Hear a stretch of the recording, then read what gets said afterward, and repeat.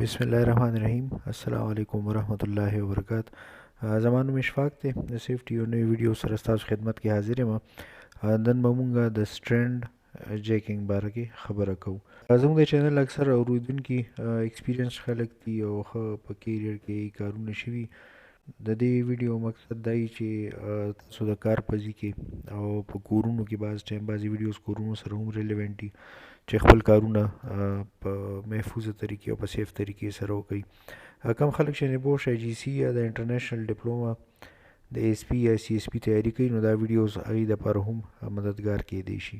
دا ویډیو زموږ نن د سیفټي باره کې کمه ده، صرف یو ټیکنالوژي استعمالیږي چې ته سټرینډ جیکینګ وایي. دې باره کې وړوکی انټروډکشن زه تاسو له درکول غواړم. سټرینډ روپس پړو یا رسو ته وایي او جیکینګ چې کوم دی په جیک باندې اوچتولو ته وایي. دا یو ټیکنالوژي ده چې دا استعمالیږي مختلف ځایونو کې ډېر زیات هیوي لوډ راښکو دپاره، کوم ته چې سکیډینګ وایي، او اوچتولو لپاره کوم ته چې هویسټینګ یا لفټینګ وایي. کوم لوډز یا کوم څیزونه ډېر زیات هیوي یا ډېر زیات درانه وزن ډېر زیات دي، په سلونو او په زرګونو ټنونو کې چې دی وزن وي، نو د هغې اوچتولو لپاره چې کوم دی کرینونه اویلیبل نه دي. چې کوم غټ کرینونه دي زیات نه زیات 1200 ټن 2000 ټنه پورې کیدی شي.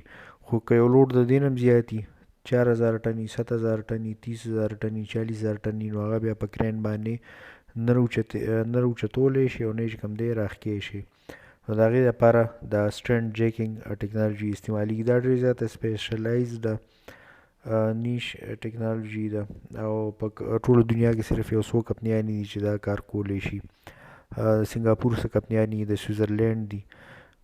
دا سټرینډ جیکینګ چې کوم دی دا ټیکنالوژي ټولو نه اول کنکریټ پوسټ ټینشنینګ دپاره چې کوم دی جوړه شوې وه. کم خلک چې سیول انجینرینګ کې کار کوي او پوسټ ټینشنینګ بیمز جوړوي، نو هغوی به دا مشینان لیدلي چې رسۍ چې کوم دی په یو خاص مشین باندې یا په جیکس باندې راکاږي.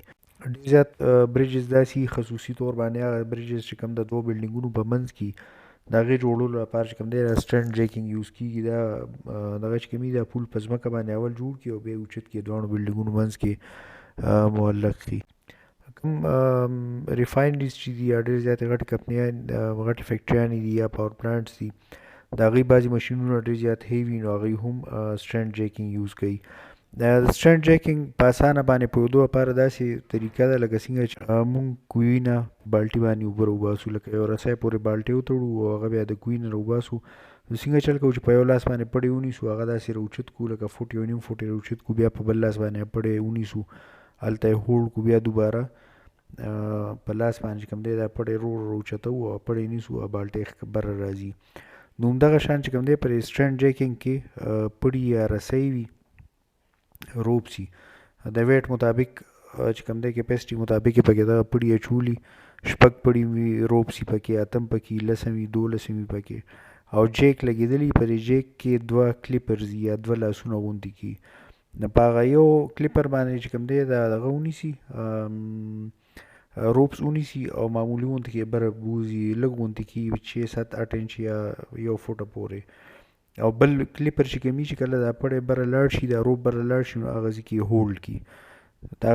او دا یو لاس یا دا یو کلیپر چې کوم دی بیا دوباره ښکته راشي 5 انچ یا 1 فوټ، او دوباره دا سټرینډز او روپس ونیسي او په بره باندې بوځي. نو دا هم په دې طریقه باندې کار کوي. دې ته سټرینډ جیکینګ وایي. د دې مومنټ کلیریفای کولو لپاره لکه د انګلیش کې یو ټرمینالوژي یوز کېږي کیټرپیلر مومنټ. دا کوم د ریښمو دا چینجۍ چې وړوکې غوندې کي، هغه څنګه ځي د ونې په پاڼې باندې یا په یو ډکي باندې، چې اول لږ اوږد شي او سر لږ مخکې بوځي یا سر بیا په ځای باندې ودرېږي او شاته لکه بیا په مخکې راکاږي ځان پسې. په دغه طریقه باندې نو دغسې سټرینډ جیکینګ هم دغه شانتې اثر کار کوي. بلکې ما چې تاسو څنګه ایکسپلین کړو چې څنګه موږ په دواړو لاسونو باندې بالټي اوبه وباسو، دغه شان کار کوي. دا چې کله وزن څونه زیات غټي، وزن زیات وي او سیز څونه غټ وي، دونه زیات جیکونه ورته لګوي. تقریبا 120 پورې جیکونه هم لګېدی شي. ما چې کوم په خپل لیدلی دی، نو هغې کې تقریبا 700-800 ټن وزن و، د هغې اوچتولو لپاره ورته 4 سټرینډ جیکس لګېدلي وو. دا جیکس چې کوم دي یا دا جیکس د لفټینګ چې کوم دی دا کمپیوټر کنټرول دی او ډېر زیات سلو پروسیس وي، ځکه چې وزن ډېر زیات غټ وي، د دې سپیډ ډېر زیات کم وي. نو دا د ورځو باندې دا رواني، لکه مطلب لکه چې تاسو څومره ډېر اوچتوئ نو تقریبا د ورځو اپریشنز دي دا لکه د ګنټې دوه کار نه وي.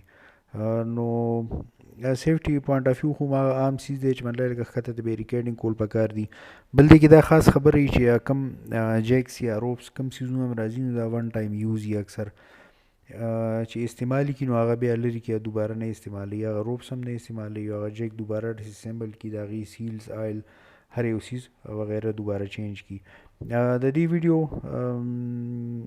دا د سیفټي پریکاشنز دي او کمپټنټ پرسن څه چې کمپټنټ تھرډ پارټي ول راځي په دنیا کې یو څوک اپنیان دي چې صرف دا کولی شي.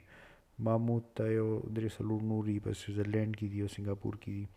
د دې ویډیو په ډسکرپشن کې ما سه هیشټیګز اچولي، په هغه هیشټیګز کې به داسې سیزونه وي چې کې پښتو نه باره کې په پښتو کې ویډیوز کم جوړ شوي، کمې خبرې کېږي. نو غواړو چې پښتو کې په یې باندې خبرې وشي. چې کله سټرینډ جیکینګ کېږي نو ضروري خبره چې تھرډ پارټي ټریننګز به یې په یې کې او مطلب لکه ټول باکس ټاک ټریننګ کې دا خبرې کول غواړي چې کله ستاسو په سایټ باندې سټرینډ جیکینګ کېږي نو چې مطلب لکه خواته څوک نه وي، ساينس لګول غواړي. ایچ سی یو کې اوشه ټو بی فرینک ما د ویب سایټ نه چیک کړی چې په یې باندې به د دې ډیټیل وي که به نه وي. سیفټي باره کې انجینرینګ باره کې تاسو نور څه ویډیوز کتل غواړئ یا بکس ریویو باره کې په دې چینل به تاسو ته میلاو شي. لایک شیر سبسکرایب یې کوئ، کمنټس پې وکړئ که څه غلطي پکې یا تاسو نوي ویډیو کتل غواړئ. الله پاک دې زموږ د ټولو حفاظت وکړي، الله دې ټول مخ په ترقۍ کړي. د لوی الله په امان. السلام علیکم.